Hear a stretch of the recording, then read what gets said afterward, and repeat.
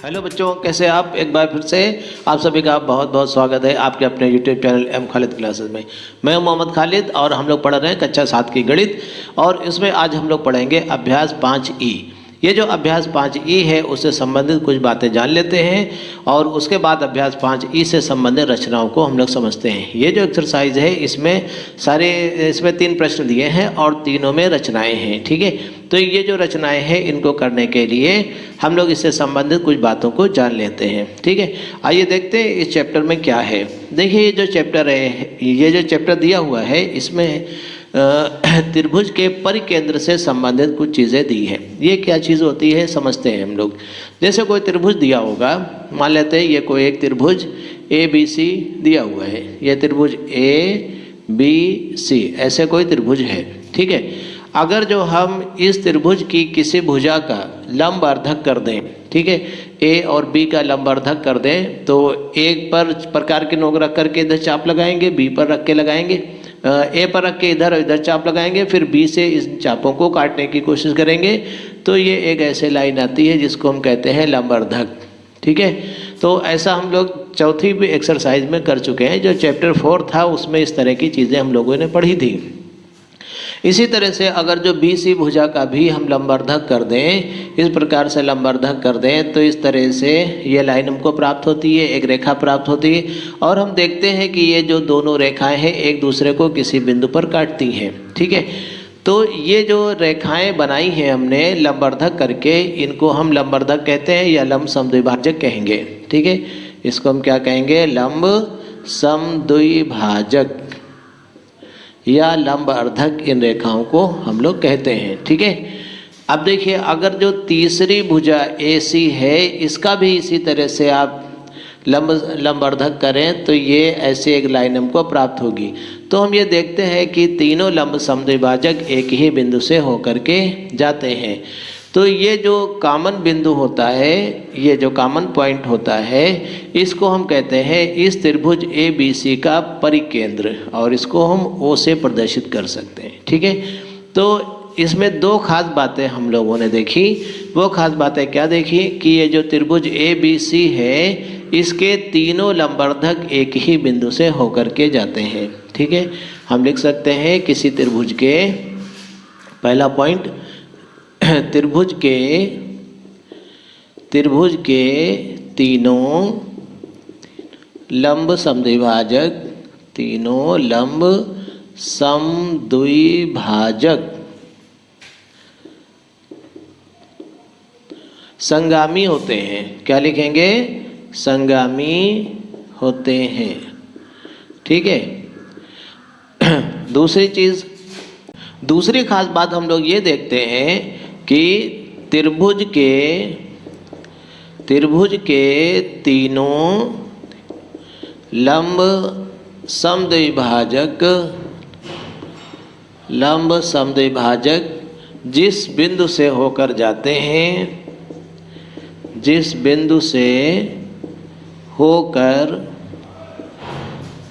हैं उसे त्रिभुज का परिकेंद्र सर्कम सेंटर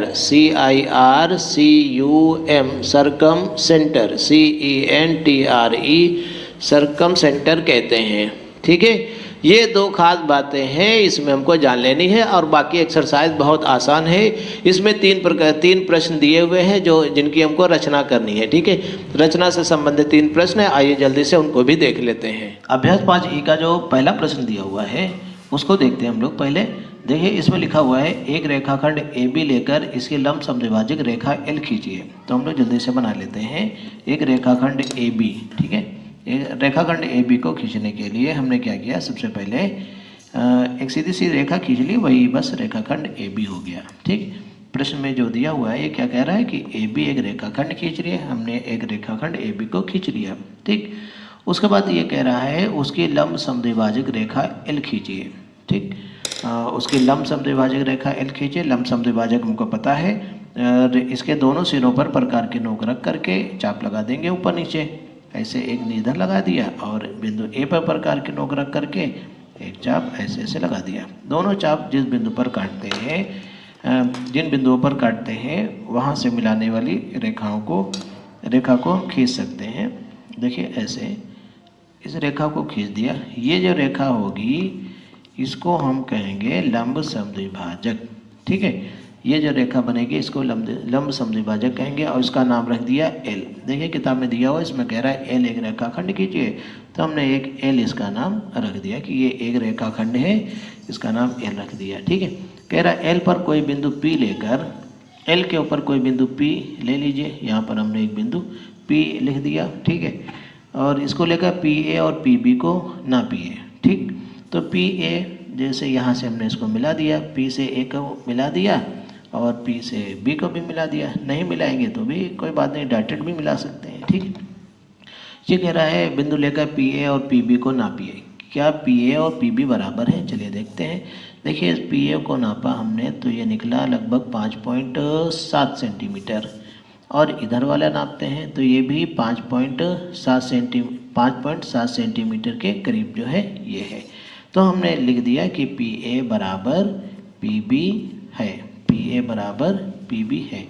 बस यही रचना हमको करनी थी, यही बताना था और ये हमारा प्रश्न नंबर 1 कंप्लीट हो गया। इसके बाद जो प्रश्न नंबर 2 दिया हुआ है इसमें कह रहा है एक समकोण त्रिभुज ए बी सी खींचिए जिसमें कोण सी समकोण हो। चलिए हमने बना लिया। देखिए ध्यान दीजिए, एक समकोण त्रिभुज ए बी सी हमको खींचना है। इसके लिए देखिए एक हमने सबसे पहले एक आधार रेखा खींच ली, ये ऐसे। ठीक, और इसके बाद इसके ऊपर 90 अंश का कोण बनाती हुई रेखा खींच दी और इससे हमारा समकोण त्रिभुज तैयार हो जाएगा। आप चांदे की सहायता से भी बना सकते हैं, पट्टी प्रकार से भी बना सकते हैं। ठीक है, चलिए चांदे से आसान हो जाएगा। चांदे से हमने बना लिया तो ये वाली एक लाइन हमने खींच दी ऐसे। ठीक है, तो ये जो कोण सी होगा ये समकोण होगा, ये हमको बता रहा है कि ये कोण सी समकोण है। फिर से समझिए, कह रहा है एक समकोण त्रिभुज ए बी सी खींचिए। हमने इन भुजाओं के शीर्षों को मिला दें तो ये पूरा एक त्रिभुज तैयार हो गया और इसको हमने नाम रख दिया ए और इसका नाम रख दिया बी। तो इस प्रकार से हमारा एक त्रिभुज ए बी सी तैयार हो गया जिसमें कोण सी कैसा है? समकोण है। देखिए प्रश्न ये कह रहा है कि समकोण त्रिभुज ए बी सी खींचे जिसमें कोण सी समकोण हो। ए बी का मध्य बिंदु ओ ज्ञात कीजिए। ये जो ए बी है इसका मध्य बिंदु ओ ज्ञात कीजिए।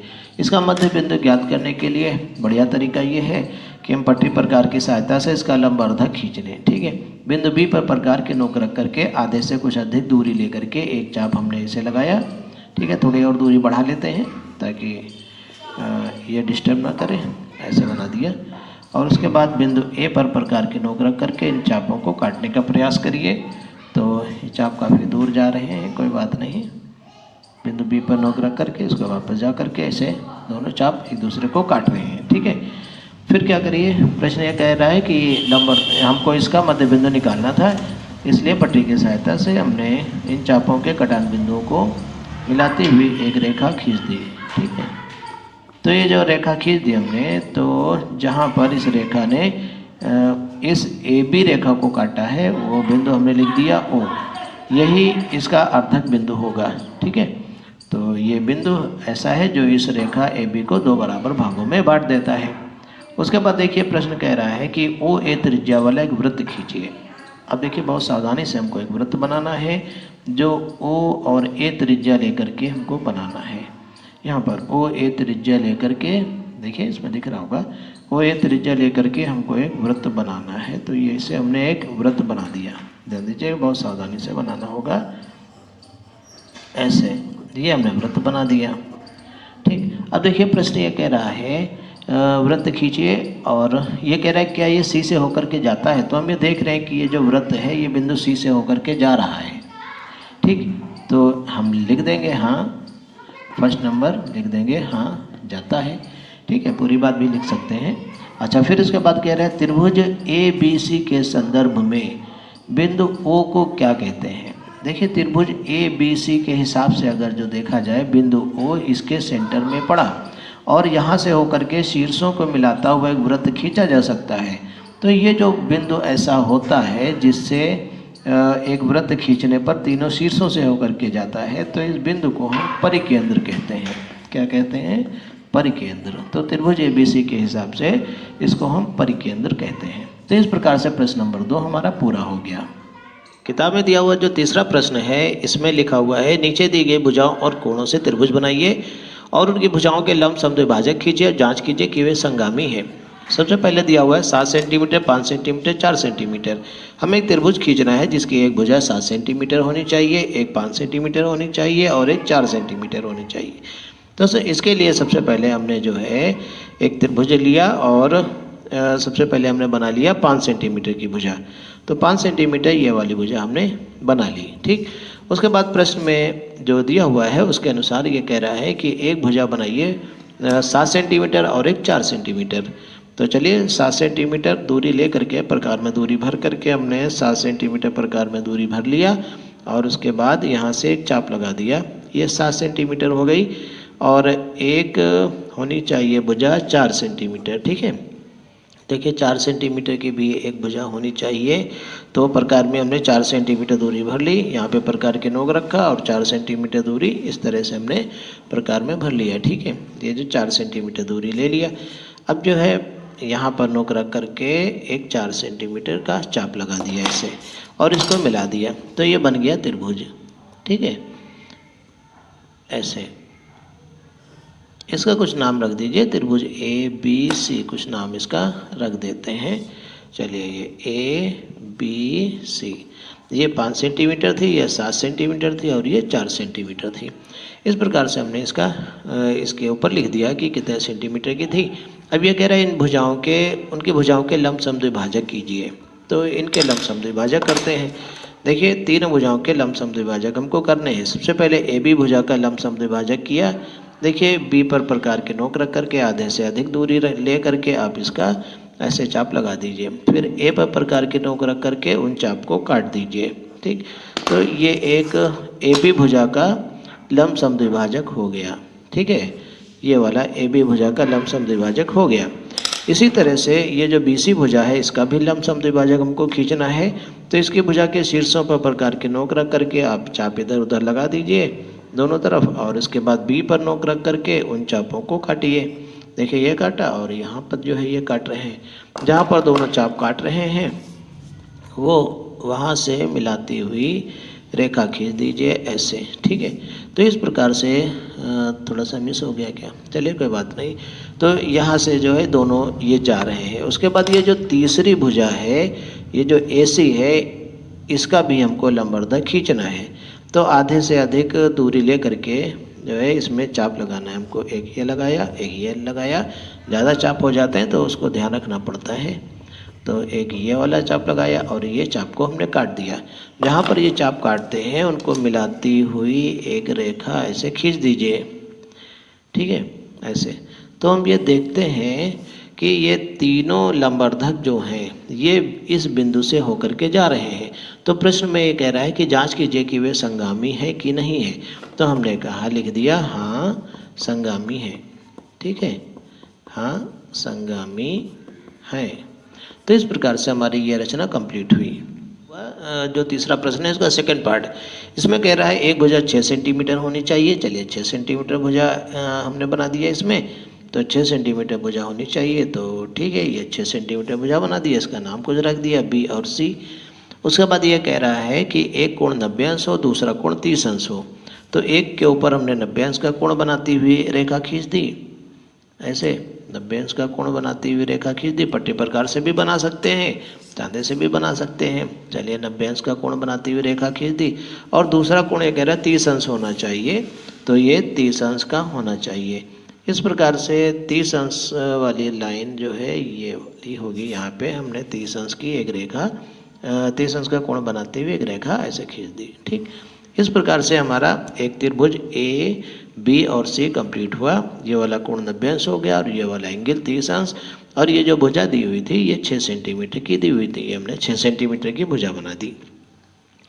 अब देखिए ये कह रहा है कि इन भुजाओं के लंब समद्विभाजक खींचिए। अब हमें तीनों भुजाओं के लंब समद्विभाजक खींचनी है। अब देखिए कैसे खींचेंगे, जैसे अभी बनाया था सेम उसी तरह का प्रश्न है। ये जो AB भुजा है इसका लंबवर्धक A पर प्रकार की नोक रख करके इधर उधर चाप लगा दीजिए। और उसके बाद जो है बिंदु B पर प्रकार की नोक रख करके इधर उधर चाप लगा दीजिए ऐसे। ठीक है। अगर चाप नहीं काटे तो कोई घबराने की बात नहीं, वापस जा कर के इसको सही कर लीजिए। तो जहाँ पर जो काट रहा है बस उसी के अनुरूप हम इसको मिला देंगे, ये वाला। ठीक, तो इस प्रकार से ये एक लमसम द्विभाजक बन गया। बीसी का लमसम द्विभाजक हमको खींचना है, ठीक है। लमसम द्विभाजक बीसी का भी खींचना है। तो बी और सी बिंदुओं पर प्रकार के नोक रख करके आधे से अधिक दूरी ले करके हमने जो है ऐसे चाप लगा दिए, ठीक, ऐसे और ऐसे, ठीक, ये, ठीक। इसके बाद जो है ये जहाँ पर दोनों चाप काट रहे हैं एक दूसरे को मिलाते हुए एक रेखा खींच दीजिए। इसी प्रकार से हमको AC का भी यही करना है। बिंदु C पर और A पर प्रकार के नोक रख करके आधे से अधिक दूरियां लेकर के हमको चाप लगाने हैं और उनके लमसम द्विभाजक खींचने हैं। ऐसे ये हमने लगा दिए और इनके लमसम द्विभाजक भी खींच दिए, ठीक है। उम्मीद है समझ में आ रहा होगा। और हम बहुत धीरे धीरे बना रहे हैं, ज़्यादा जल्दी नहीं बना रहे हैं, ऐसे, ठीक। तो हम ये देखते हैं कि तीनों लमसम द्विभाजक किसी एक कॉमन बिंदु से होकर के जा रहे हैं, उसको हमने नाम दे दिया वो बिंदु। तो हम लिख देंगे हाँ संगामी है, ठीक है। इसके बाद थर्ड पार्ट जो है उसको देख लेते हैं। जो थर्ड पार्ट है उसमें ये कह रहा है कि जो है एक भुजा 4.5 सेंटीमीटर है और एक 2.5 सेंटीमीटर है, उनके बीच का कोण 105 अंश है, ठीक है। सबसे पहले हमने 4.5 सेंटीमीटर एक लाइन खींच ली, 4.5 सेंटीमीटर की एक रेखा खींच लिया। ये देखिए 4.5 की एक रेखा हमने खींच ली। दूसरी रेखा में 2.5 बनानी, लेकिन बीच का कोण 105 अंश रखना है। तो हमने चांदा रखा और चांदे की सहायता से 105 अंश का कोण बनाती हुई रेखा इसे खींच दिया, ये वाला। सब ये रहा और 5 ये अंश, ये 105 अंश का कोण बनाते हुई ये रेखा खींच दिया, ये वाला। और ये कह रहा है दूसरी भुजा 2.5 होनी चाहिए। तो यहाँ पे 2.5 हम ले सकते हैं, प्रकार की सहायता से भी टुकड़े करके लिख सकते हैं और प्रकार की सहायता से भी चाप लगा करके भी 2.5 ले सकते हैं, ऐसे भी नाप करके 2.5 ले सकते हैं। तो ये 2.5 लिख दिया और ये 105 अंश का, और ये वाली जो थी वो कितनी थी देखो 4.5 सेंटीमीटर की थी, ठीक। और इस प्रकार से हमने ये त्रिभुज कंप्लीट कर लिया, ठीक। ये जो त्रिभुज आ गया ABC, इसका हमने नाम रख दिया। अब ये कह रहा है कि इसके सभी के लमसम द्विभाजक हमको खींचने हैं, तो कोई दिक्कत नहीं, लमसम द्विभाजक भी जैसे बनाया था उसी तरह से फिर से बना देंगे। तो ये हमने एक चाप लगाया, ठीक है, और थोड़ा सा टाइम लगेगा, कोई बात नहीं, बन जाएगा। थोड़ा छोटा त्रिभुज है ये, लेकिन बहुत ही सावधानी से हमको बनाना पड़ेगा। तो ये यहाँ पर काट रहा है, ठीक। तो जहाँ पे काटे वहाँ से मिलाते हुए एक लाइन आपने खींच दी, ये हो गया, ठीक है। तो ये एक लमसम द्विभाजक हो गया। थोड़ा और बड़ा कर देते हैं इसको, पता नहीं थोड़ा बाहर काटे, ये भी हो सकता है। अब ये जो BC है इसका लमसम द्विभाजक हमको खींचना है। तो जो BC भुजा है इसका भी लमसम द्विभाजक खींचना है। तो आइए देखते हैं, ये जो B और C है इसका लमसम द्विभाजक कहाँ पे जाएगा। आधे से अधिक दूरी ले करके ऐसे ऊपर नीचे चाप लगा दीजिए, ठीक। और उसके बाद यहाँ पर भी बिंदु B पर प्रकार के नोक रख करके इन चापों को काट दीजिए, ठीक है। जहाँ पे काटे वहाँ से मिलाते हुए एक रेखा खींच दीजिए। तो जहाँ पर मिलाते हुए एक रेखा खींच दिया हमने ऐसे, ठीक है। तो ये लमसम द्विभाजक हो गया। इसी तरह से AC का भी हमको करना है। ये जो AC भुजा है यहाँ पर बिंदु C पर प्रकार के नोक रख करके आधे से अधिक दूरी ले करके एक चाप इधर उधर लगा देंगे, ठीक है, ऐसे। और यहाँ पर A बिंदु पर निशान नोक रख करके ऐसे लगा देंगे, ठीक। और उसके बाद क्या करेंगे, ध्यान दीजिए, इसको और इसको मिलाते हुए रेखा खींच देंगे, ठीक, ऐसे। तो हम ये देखते हैं कि तीनों जो लंबवर्धक हैं वो बिंदु O से जा रहे हैं, एक ही बिंदु से होकर के जा रहे हैं। तो हम लिख देंगे अतः लंबवर्धक संगामी है, ठीक है। हम लिख देंगे लंबवर्धक कैसे हैं, संगामी है, ठीक। उम्मीद है आप लोगों को सारी रचनाएं समझ में आ गई होंगी। तो बहुत जल्दी मिलते हैं अगले वीडियो में। इसी के साथ मैं मोहम्मद खालिद आज आपसे विदा लेता हूं, ठीक है। हमारे चैनल को देखने के लिए, हमारे वीडियोस को लाइक करने के लिए और चैनल को सब्सक्राइब करने के लिए आप सभी का बहुत बहुत शुक्रिया।